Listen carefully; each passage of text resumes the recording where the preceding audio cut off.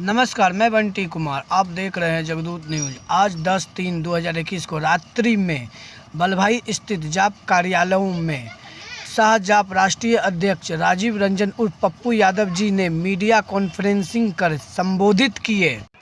सुशासन बाबू की राज में शराबबंदियों पर उड़ाई धज्जियां, चाहे बालू भ्रष्टाचार हो या जमीनी भ्रष्टाचार हो।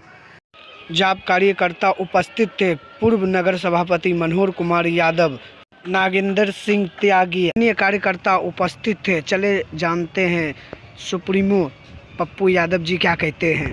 सबसे पहले लगातार कई चैनल शराब, देसी शराब, इंग्लिश शराब,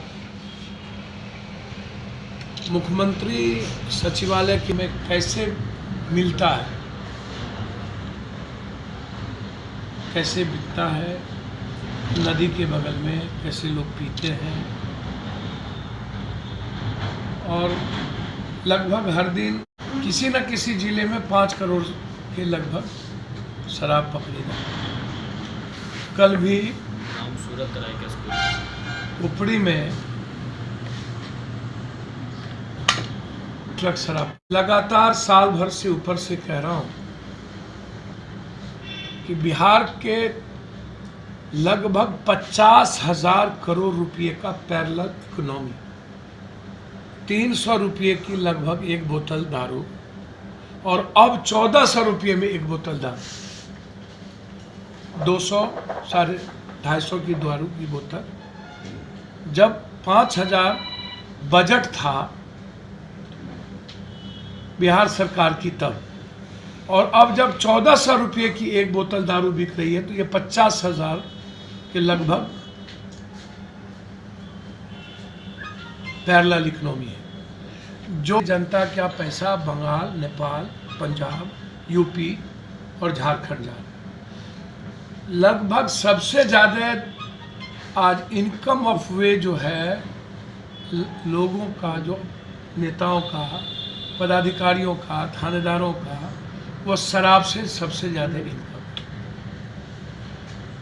मैं कई बार कह चुका हूँ कि 5 सालों के अंदर आपने एक भी मद्य निषेध पदाधिकारी को आपने सस्पेंड नहीं किया, डिस्चार्ज नहीं किया। आपने कानून बनाया था कि एसपी, डीएसपी, डीएम सभी दंडित होंगे, आपने नहीं किया। आप पीने वालों पर सख्त कानून बनाए थे, पदाधिकारी पर आपने कोई जुर्माना नहीं किया, कोई कानून आपने नहीं बनाया। 5 सालों के अंदर कितने पदाधिकारी, थाने और नेताओं की कई गुना ज़्यादा संपत्ति बढ़ गए, आपने क्यों जांच नहीं कराया? वो भी 4 धंधे से। एक सबसे बड़ा शराब के पैसे से, दूसरा बालू के पैसे से, और तीसरा जमीन के पैसे से। जमीन में बिहार सरकार की लगभग जितनी खास महल जमीन थी, सभी जमीन को नेताओं ने बेच दिया। लगभग पदाधिकारियों से मिलकर के लगभग बिहार सरकार के खास महल की जमीन बेच दी। बालू में भी सत्ता पक्ष और विपक्ष के नेताओं का पैसा लगा हुआ है। शराब में भी सत्ता पक्ष और विपक्ष का पैसा लगा हुआ है। आखिर क्या कारण है? जब बिहार का कोई नेता पदाधिकारी बाहर जाता है और फिर वहां से आता है, तो उसकी भी आप जांच कराइए कि दारू पिया है कि नहीं। आप क्यों नहीं जांच कराते हैं दारू पिया है कि नहीं? दूसरी बात, आप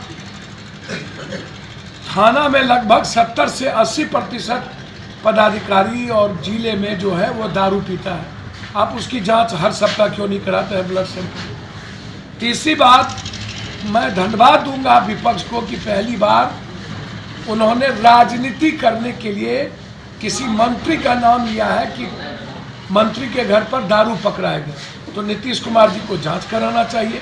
विपक्ष जब गंभीर आरोप लगाया है तो उसको आप नकार नहीं सकते हैं, लेकिन हमारा आग्रह है, मंत्री के घर में दारू बिकते हैं, आरोप लगाया है कि सत्ता पक्ष के लोग दारू पीते हैं, तो सबसे पहले विपक्ष के नेता से लेकर के उनके 70 एमएलए की ब्लड सैंपल उनको दे देना चाहिए कि 2 महीने के अंदर, 15 दिनों के अंदर, 2 सप्ताह के अंदर क्या विपक्ष का नेता या अन्य लोग दारू पिए हैं या नहीं।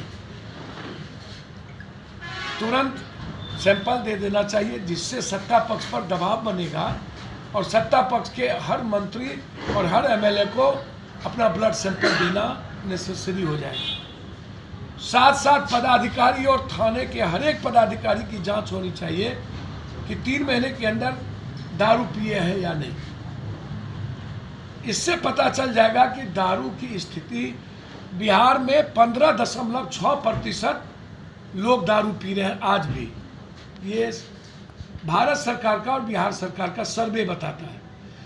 गोवा में, बम्बई में 13% लोग दारू पीते हैं और बिहार में आज भी 15% दारू पीते हैं, जबकि 5 साल पहले बंद हो गया तब। जिस जाति का जितना गरीब है, यदि 80% गरीब है तो आरक्षण 80% लागू होनी चाहिए। 70 गरीब है तो 70 हो। जिस जाति का 30% गरीब है तो उसको 30% आरक्षण। कोर्ट ने पूछा 50 से ज्यादा प्रावधान नहीं है। मेरा कहना है कि संविधान इसीलिए आरक्षण का प्रावधान था कि इक्वल बैलेंस किया जाए एजुकेशन और इकोनॉमी को और रोजगार को। आज भी भारत का दलित, आदिवासी, माइनॉरिटी और अत्यंत पिछड़े के लोग 80 से 90% गरीबी रेखा के नीचे। 16 अप्रैल बाबा साहब अंबेडकर की जयंती, पुण्यतिथि 14 अप्रैल, पूरे बिहार में 85 और 15, 85 बिहार के, चाहे जल नल योजना हो, चाहे ठेका हो, चाहे रोड हो, चाहे सिंचाई हो, चाहे नौकरी हो, बिहार के लोगों को ही आपको रोजगार देना पड़ेगा। 15% आप बाहर को दीजिए, 85 बिहार और बिहारी को देना पड़ेगा। 16 अप्रैल से हम सरकार पर पहला क्रमबद्ध होगा धरना, जो 85 बिहारी को ही रोजगार देने की गारंटी देनी पड़ेगी।